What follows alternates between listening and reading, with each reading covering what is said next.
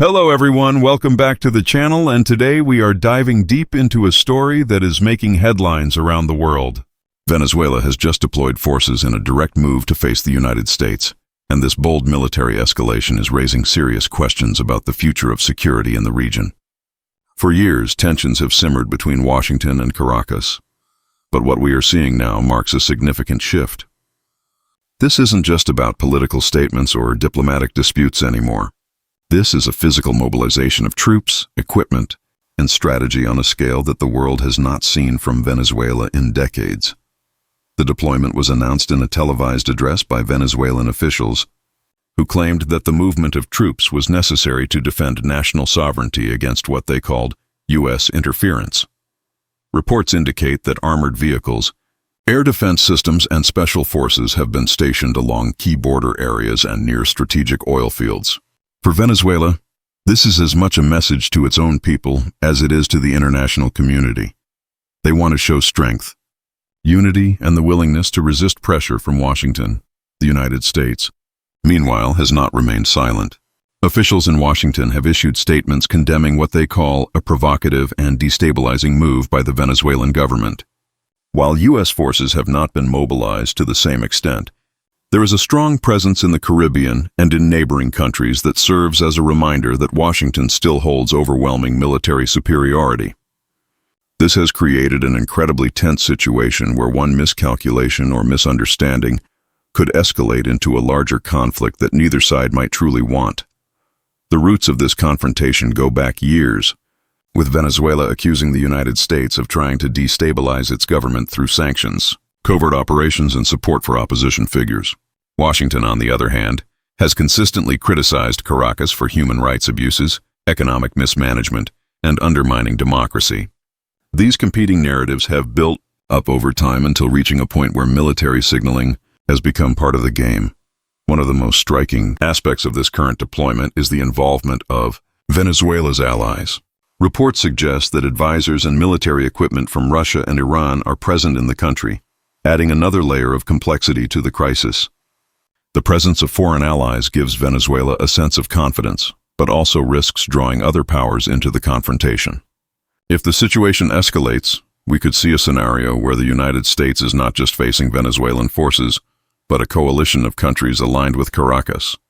Economically, Venezuela is under severe strain, with inflation still high and much of the population struggling to meet basic needs. Mobilizing troops on this scale is expensive and risky for a country that has limited resources. But for President Nicolas Maduro, this deployment may be a way to rally domestic support, project strength, and distract from internal problems. This is a strategy that many governments have used throughout history, turning attention away from economic difficulties by focusing on external threats. For the United States, the stakes are different. Washington has an interest in preventing Venezuela from becoming a hub for hostile powers in the Americas. The Monroe Doctrine has been a cornerstone of U.S. foreign policy for nearly 2 centuries, and the idea of adversarial nations building military influence in South America is viewed as unacceptable by many American policymakers. This is why even symbolic deployments by Venezuela are taken so seriously.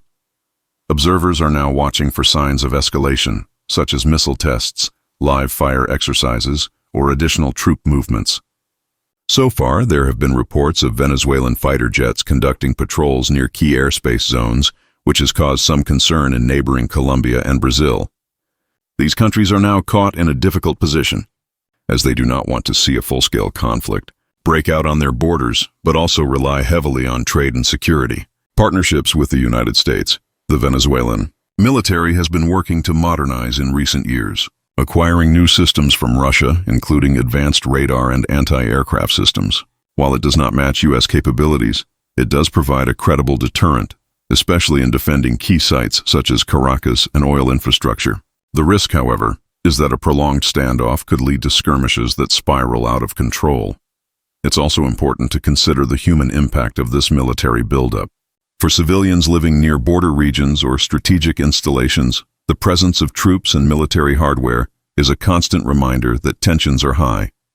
Families are preparing for the possibility of conflict, and humanitarian organizations are already expressing concern about what a war could mean for an already struggling population.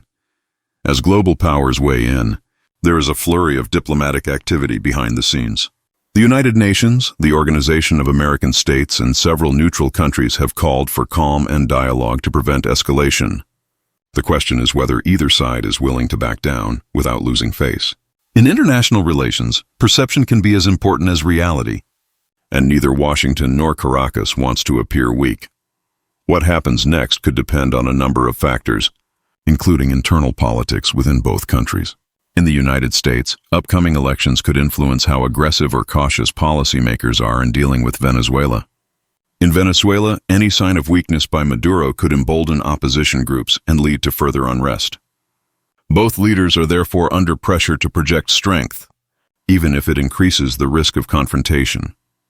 Some analysts believe that this standoff might ultimately lead to negotiations, as both sides could use the crisis as leverage to secure concessions.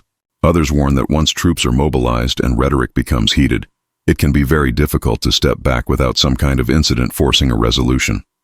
History is full of examples where military deployments were meant as a show of force but ended up triggering larger conflicts. This is why many experts are calling this one of the most dangerous moments in U.S. Venezuela relations in years. The potential consequences are huge, not just for the two countries involved, but for the entire region. A conflict could disrupt global oil markets, create a massive refugee crisis, and draw in other powers that have an interest in the outcome. We are living in a moment where even small decisions could have major consequences, and the world is watching closely to see what both governments will do next. Will cooler heads prevail and bring both sides to the negotiating table, or are we headed for a direct confrontation that could change the geopolitical landscape of the Americas?